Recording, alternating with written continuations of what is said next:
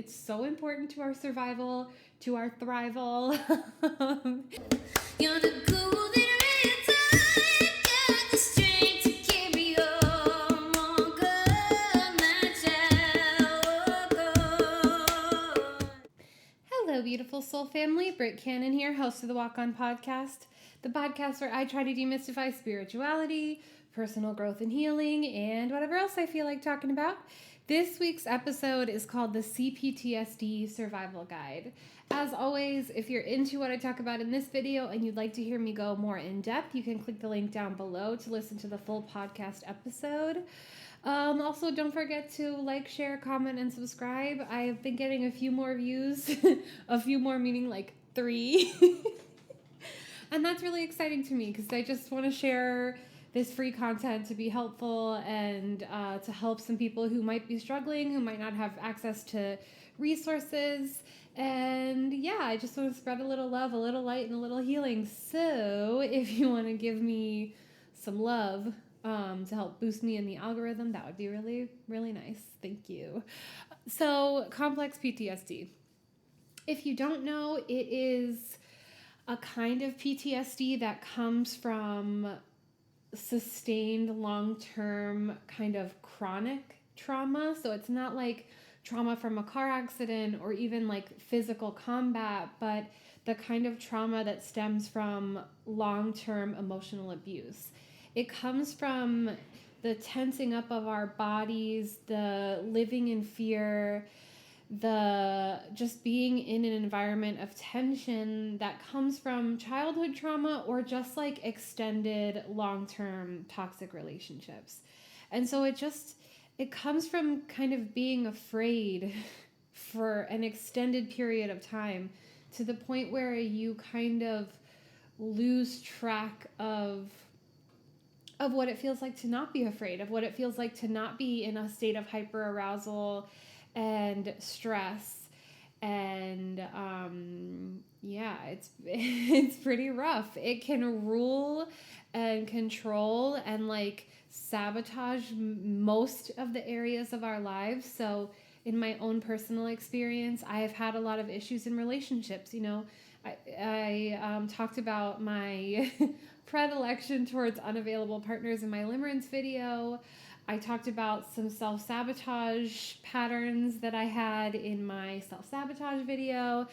And basically, like personally, professionally, interpersonally with friends, in platonic relationships, in romantic relationships, in going after the things I wanted, and even knowing myself, in just enjoying life in any capacity. I almost feel like if it weren't for the little group of children that I grew up with, like teaching me how to have fun and like us having fun together, those were the moments of joy and light in my life. If it weren't for that, I don't know that I would know how to have fun because life was just one long, stressful, bad trip, basically. And so in my 20s, I got kind of rocked by just these repressed memories coming back to me and these emotional flashbacks. I didn't know that's what they were. I didn't know that it had a name. I just would find myself like, I wouldn't even think of it as overreacting because I was so unaware of like what I was feeling, how I was responding, how my behavior was, how it was affecting others. Like I was just so unconscious because I had been used to being unconscious from having to survive my childhood, right? Like out of sheer survival, I detached myself from my emotions because if I were to emotionally process what I was experiencing while I was experiencing it, it would have totally shut me down. Like my little kid brain couldn't have handled that. So I, for survival, detached from my emotions or dissociated, and then I was in just kind of this fog of like a lack of awareness of just protecting myself. And while that, I'm really grateful to that mechanism for getting me through those years, it has not served me to remain in that state as an adult. So what would happen was I would perceive unconsciously that I was being abandoned by a partner, for example, and it would spiral me out into a state of panic because I was getting triggered. My inner child was getting triggered with some threat of abandonment, whether real or imagined. And I would totally shut down, like just totally fucking pull away and shut down, and couldn't even like bring my awareness to the fact that I was having a response to a fear of abandonment. Like I couldn't even get that far, you know what I mean? And so an emotional flashback is like, is that it's where something happens, it triggers you, and you have all of these feelings well up, and it feels as bad as the first time you were abandoned. And it's not a picture memory, you know, it might not be like a physical, visual sort of flashback. It's more nebulous than that, which is why it's harder to pinpoint, it's harder to be aware of. And honestly, this is why I feel that most of us walking this earth at this moment are dealing with complex PTSD. I think that's why therapists are like so hesitant to diagnose it, because it's not in the diagnostic manual, you know? I think it's because everyone is kind of suffering from it. If not from familial trauma and abuse, then from systemic trauma and abuse. And just like the sheer nature of the fact that we live in our little rectangles in our pockets with a doorway to see an endless amount of suffering in the world and like trauma in the world. So, you know, I think things like road rage, like that kind of overreacting, like rage out that happens to people, I think that is because someone is triggered. I'm not saying it's right or that's an excuse. I just think that, like, look at that. Like, it's a disproportionate reaction to a very small inconvenience when you're going about your day. You know, people like cheating in relationships, I think, is a trauma response, because it's like a kind of avoidance, a kind of such a fear of loneliness that you need to have multiple people going at the same time. Overworking, like alcoholism, just like so many ways about the way that so many parts of how we live our lives at this moment in time, I think, are trauma responses. Even this being very much on the internet and needing like external validation all the time is a trauma response, right? Like, I think the desire to be famous is a trauma response. So, small tangent, but I just think we're all suffering from it. And so along my journey, when these memories started coming up and I stopped being able to like shut the door on them, and I just started learning how to let them come forth, and I started exploring how I was traumatized and really like taking out my wounds and looking at them and being like, oh, that's why I did that weird thing I did, or oh, that's why I am afraid of being loved, and just you know, that's why I can't commit. Just that's why I have a hard time going after my dreams. That's why I've never said no to anyone in my entire life. Like, just really assessing myself and like getting to know myself. Hi, Britt. Hello, Britt. Nice to meet you. You too. Sorry, I've been ignoring you for 24 years. So I kind of have, through therapy, through self-help, through spirituality, and through learning how to love and be loved, and just getting to know myself and focusing on my recovery, I have developed, cultivated, put in practice these tools. And so this is my CPTSD recovery guide. I'm just going to briefly touch on all of the bits. Again, if you want to hear them discussed more in detail, click the link down below to listen to the full episode. Otherwise, here we go. So step one is awareness. Awareness is necessary on multiple levels. As I was talking about with the dissociation factor, like if you don't know how you're feeling, like if you can't sit with yourself and be like, how am I feeling right now? Then you might need to cultivate some awareness of your emotions. That's totally normal, especially for someone whose emotions were kind of denied or considered to be inconveniences to the adults around you because they were so wrapped up in their own struggles. Just being brushed off, you know, just kind of like, don't cry, or stop crying, I'll give you something to cry about, you know, like, what do you have to be depressed about? Just like constantly being like brushed off and belittled as if you're not a whole human being having reactions to the experiences that you're going through. But One way that really worked for me is journaling, writing poetry, just writing in general, doodling my feelings, writing music, like just any kind of self-expression to get my emotions from in here to out there. I think that writing, especially by hand or even like voice recording, like that's how this podcast started, was I was just talking to myself all the time and one day thought maybe I should record it, and then it turned into a podcast. So if you're unable to write, or if there's like a disconnect between your brain and like your hand or whatever, I know some people don't find writing like enjoyable or relaxing. I like it, but I know not everyone does. So like you could just do a voice recording a little bit every day, or if you're really upset, just like take the voice recorder out and talk into it, and you'll start to see your emotions. You'll start to see glimpses into, if you're talking about one problem, like I'm dealing with this man who just won't love me back, and like it's really getting to me, and blah blah blah blah, and then you'll find yourself starting to say things like, I know that love's not meant for me. I know I'll never be loved. I know no one's ever going to love me the right way. And that is a limiting belief. Like that's a thing that's not true, that was put there probably in childhood by someone who didn't even intend to do that, that someone was doing that with their own unconscious patterns and behaviors. And if you start hearing yourself say those things, it's a pretty good indication that there's a wound there, that there's something that needs to be tended to. And so this awareness of your emotions can lead you to an awareness of your triggers, which can lead you to recognizing what causes you to be emotionally dysregulated, what causes anger to flare up in you, what causes sadness or grief to well up, what causes feelings of abandonment, or what causes, I used to do this really fucked up thing in relationships where if things were too peaceful, I would like look for something. I would almost like in an OCD way, like go searching through my relationship files, like find something that was wrong, because if everything was okay, it was like, it felt very foreign to me. It felt very like something I wasn't used to. It was very uncomfortable, and I couldn't just trust the peace. I couldn't just trust the happiness. I had to like go looking for the other shoe that was about to drop.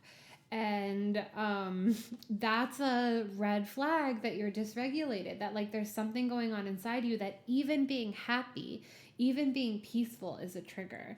And then the last thing, so we talked about gaining an awareness of your emotions, which leads to an awareness of your triggers, which leads to an awareness of when you're dysregulated, which leads to awareness of your patterns. Like what kinds of things do you do that are self-sabotaging? What kinds of relationships that are unsatisfying and that just further trigger you do you continue to get into?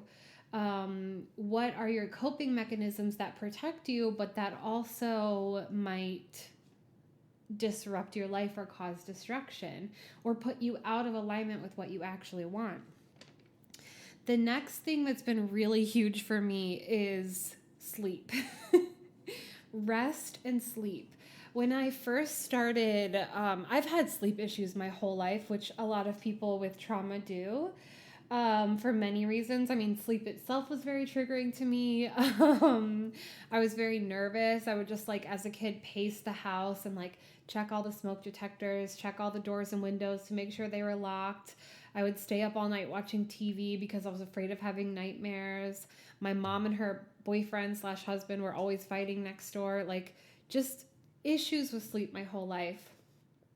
And anytime I got stability, I would just sleep my fucking ass off. And actually I've come to be aware of the fact that like a lack of sleep really triggers me and puts me into a dysregulative, if that's a word, state. So it's very important for me to get enough sleep, especially in my early to mid 20s when I was having all these repressed memories come up, because that was exhausting. Like doing that processing was exhausting. Sometimes life would be so hard and overwhelming that I would just have to take a sad nap, which was where like, oh, my bank account overdrafted $200. I'm going to take a nap. Somebody didn't text me back for 3 days, I'm going to take a nap. Like, I had a really annoying outing, gonna take a nap. Work was really hard today, gonna take a nap. I just like really got into sleeping. And, sleep is healing for the body and also healing for the soul. So sometimes you can like work through things that are bothering you in dreams. You can rest and like repair your actual cells in your physical body. And I just think that we really kind of demonize rest unnecessarily. It's so important to our survival, to our thrival. It's just like such a big thing that we don't give ourselves, especially if you didn't have it in childhood. It can feel luxurious. It can feel like the epitome of self-care. And also it's just necessary. If you have like a really tough therapy session, you're gonna need more sleep that night. I was getting around like 10 to 14 hours a day at this moment in my life. And it felt a lot like depression. It felt like being overwhelmed, but it also felt like taking care of myself in a way that I had never allowed myself to before, that I had never been allowed to before. And so I just want to stress how important that is in recovery from complex PTSD. Along the same lines, my next little tip is one that I call be the tortoise, which is to say that slow and steady wins the race. I've talked about this before in the podcast, but when I had my first waitressing job, one night I was like really stressed out. Waitressing, as someone who's autistic, waitressing is a nightmare. It's loud, it's gross. I got ketchup on my hands constantly. I hate talking to people. I hate making small talk, and waitressing is like at least 50% small talk. And it was a lot. And it was very overwhelming. And I always felt like I was doing a bad job, even though I was doing my best possible job and was making pretty good money. But I was just like a nervous wreck. And my very first night being busy, I was totally in the weeds. I had like 6 tables, one of which was big. They were all really running me ragged, demanding the most. And I was rushing around like a chicken with my head cut off. I was just like literally running through the restaurant. And I was getting more and more and more and more stressed, and I was making more and more and more mistakes until something just clicked in my head, and I took a deep breath, and I was like, you know what? I think trying to go faster is actually making things worse. So maybe instead I will just take my time, do one thing at a time, and see what happens. And sure enough, I got through the night, and I have remembered that lesson countless times throughout my life. Like anytime I find myself rushing, I make myself take a deep breath and slow down, even if I'm running late. Because like if you're already running late, working yourself up into a frenzy because you feel like you're going faster is actually just going to make it worse. So slow it down. This is because rushing like tricks your body into being anxious. So if you are struggling with complex PTSD, it can be a trigger. It can be an impetus for dysregulation. It can make you more irritable, more likely to like snap at someone. It's just overstimulating. So when in doubt, be the tortoise. Take a deep breath, pause for a moment, get yourself together, and do one step at a time. I promise you things will feel a lot easier. Next is prioritize your healing. This means like if you're trying to get sober, don't hang out with people who drink. If you're trying to heal your codependency and like preoccupation with love and unavailable partners, if you're dealing with limerence, put distance between you and the person. Like don't think that you're strong. You're not strong if you can't be friends. Don't think you're being unreasonable. If you need distance, take distance. If you need to draw a line in the sand and say, I'm not doing this anymore, don't do it anymore. Anyone who belittles your recovery, who doesn't take it seriously, anyone who cannot honor your boundaries, anyone who argues with you, even family members who will say like, oh, I'm sorry you had such a hard life, like any kind of gaslighting bullshit. Your healing is your number one priority, because if you can't what do I want to say? Like, you just have to take care of yourself. Nobody else is going to. Like, if you're dealing with selfish people, they're always going to put themselves first. Newsflash, spoiler alert. Sorry to tell you. So it's just important. It's like what you're here to do, to take care of yourself, to honor yourself, to love yourself. And your healing is what's going to make you love everyone better anyway. Like your healing is what's going to make sure that your glass, your cup is always full, so that when you give to someone else, it's giving from a place of generosity. It's going to make sure that you're actually doing things that you want to be doing, that are good for you to be doing. It's going to bring in that real good healing love and friendship that you know you want. So you got to prioritize it. You have to, maybe tell someone no once in a while. Maybe, move away from things that don't serve you. It should be your number one priority. And I know that's tough and it sounds really extreme, but it's just true and necessary. And it has really done wonders for me, because it creates this bubble of protection around me, and anyone who doesn't love my healing side, who doesn't love the fact that I'm working on myself, who doesn't understand how important this is to me, that means they're not doing their work. And I don't want people around me who aren't doing their healing, because it never works out. In my past, the big thing that would like cause a rift in my relationship, I'm just making sure we're still recording, that would cause a rift in my relationships was that I would eventually outgrow the person I was with. They would be standing still and I would keep going, and it would just break the tether between us. And so now I make sure that people around me are doing their work, are prioritizing their healing, are taking care of themselves. And then we love each other from a much more high vibrational and like truly loving place. Practice laying boundaries, first with yourself, then with others. Because if you can't lay boundaries with yourself, how the hell are you going to lay boundaries with someone else? So this means, like, if you tell yourself you're not going to drink anymore, don't drink. If you tell yourself you're not going to text that fucked up person who makes you feel insane, don't text them. If you make a commitment with yourself, if you promise yourself you're not going to do something, don't do it. If you promise yourself you're going to do something, do it. And that's not to say that you have to be perfect. It's not to say that you should beat yourself up if you don't get it right. Definitely engaging in self-compassion is the way that we do this sustainably and like for real. But it's just to say that, like,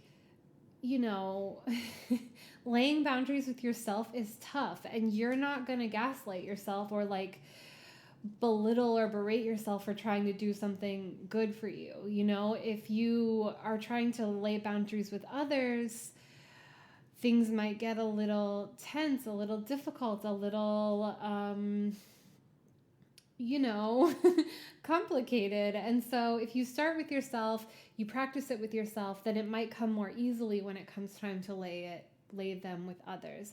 Also, familiarizing yourself with the concept of boundaries being like a loving act. Like, if someone's laying a boundary with you, it means they want to fix things so that you can stick around, right? So it is an act of love. It is an act of like generosity in a lot of ways. So if we can reframe it for ourselves, like, I am going to floss my teeth at night because it's better for me in the long run. It's an act of love. It's an act of taking care of me and my body, instead of just being like, oh, what a tedious chore. I'm just going to skip it. It actually can like be really good for us in the long run. Next, fall in love with yourself. This has been huge for me. When I was first kind of going cold turkey with my preoccupation with love and my codependence, I was very alone. I didn't have like any friends. I didn't have like, all my romantic relationships fell apart. I was just like truly, totally alone. And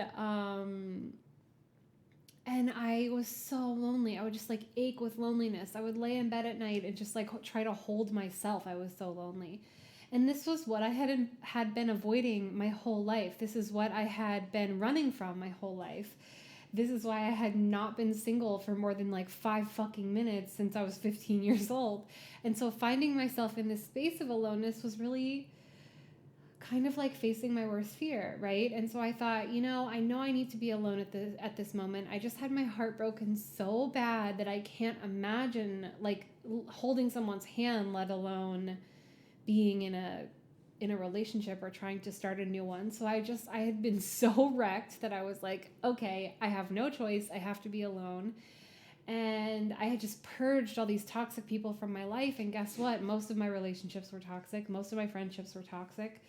So here I was all by my damn self. And so I started taking myself on dates, taking myself out to dinner, to the movies, going on long walks on the beach, going to the woods, spending time in nature, like just really prioritizing my own happiness. Another thing with codependence is that when I was in these abusive relationships, I would totally lose sight of like my identity. I wouldn't know what kind of food I liked. I wouldn't know what kind of movies I liked. I wouldn't know how I wanted to spend my time. I would just always default to the other person. And so when I was in this mode of like falling in love with myself, I got to rediscover who I was and what I liked and what I wanted. And it was actually a really joyful, it's like one of the fondest times of my life looking back, even though it was hard in the moment. Along those same lines, self-care, taking baths, going to therapy, journaling, moving your body in a way that feels good to you, like saying no when you mean no, getting that rest, getting that sleep, just like self-care, self-care, self-care, laying those boundaries, taking care of your inner child, not doing things that are self-abandoning, not doing things that are self-sabotaging, just like being there for yourself in a very real and gentle and loving and lasting way, I think is the biggest antidote to the symptoms of complex PTSD because the reason why we have complex PTSD is because we didn't have what we needed in childhood, because we weren't treated as a priority, because we weren't taken care of properly. And so giving yourself that can almost like, this is a weird metaphor, but how when you like, you hang something on your wall and there's like a little hole there, if you move the picture that was hanging over the spot where the nail was, then there's just like a hole. So you take the putty stuff and you like fill in the hole and you sand it and smooth it over and then you paint over it. And it's like, you can still tell that there was something there, but it's filled in.